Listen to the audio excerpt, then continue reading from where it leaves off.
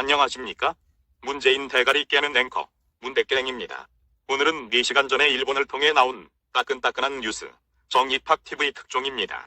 신종 코로나 바이러스 핵폭탄이 중국 본토를 강타하고 있는 가운데 시진핑 국가주석이 지난 1월 28일부터 일주일째 공식 석상에서 자취를 감추어서 논란이 되고 있습니다. 홍콩 일간지 핑과일보는 5일 시진핑이 가벼운 컨디션 불량으로 입원하고 있다고 보도했습니다. 지난 3일 인터넷 보도에 의하면 시진핑이 우한시를 방문하여 새로 건설된 코로나 전문 병원을 시찰한 이후에 감염된 것이 아니냐는 첩보가 있었지만 이 정보의 진위는 확인되지 않았습니다. 시진핑은 지금까지 이번 우한폐렴에 대한 대응을 스스로 진두지휘하고 있다고 발언하기도 했습니다. 미국 CNN의 기자 제임스 그리피스 씨는 중국의 TV가 시진핑의 동향을 전하고 있지는 않지만 이것은 지금까지의 보도 스타일과 크게 다르다고 지적했습니다.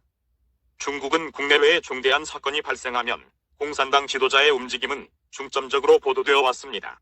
영국의 가디언지는 분석가의 말을 인용하여 베이징 당국이 우한폐렴의 확산 방지를 위해 최선을 다했지만 수많은 감염자와 사망자의 확산으로 전국의 안정을 뒤흔들어 놓았고 시진핑은 현재 정치적으로 중대한 위험에 직면해 있다고 보도했습니다.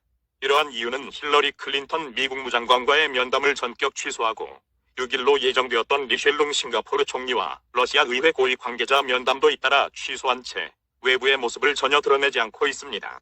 이와 관련하여 홍콩의 핑과일보는 시진핑이 300일 병원에 입원했다는 설이 있다고 보도했습니다.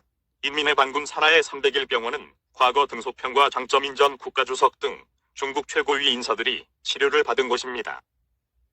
미국의 월스트리트 저널은 시진핑이 등을 다쳤다고 전했으며 홍콩 사우스차이나 모닝포스트는 시진핑이 중국 수뇌부와 축구를 하다 부상했다고 보도했고 일각에서는 수영을 하다가 다쳤다는 설도 제기됐는데 중국 인터넷에서는 시진핑이 뒤에서 누군가에게 흉기에 찔린 것이라는 소문과 함께 시 부주석의 주석직 승계가 불확실하다는 이야기까지 떠도는 상황입니다.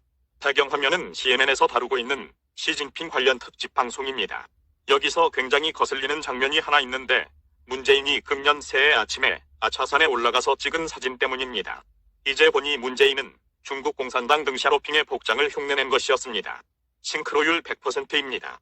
야, 이 실기가 중공 간첩 같은 생각이 들지 않습니까? 긴급 속보입니다. 방금 19번째 확진자가 나왔습니다.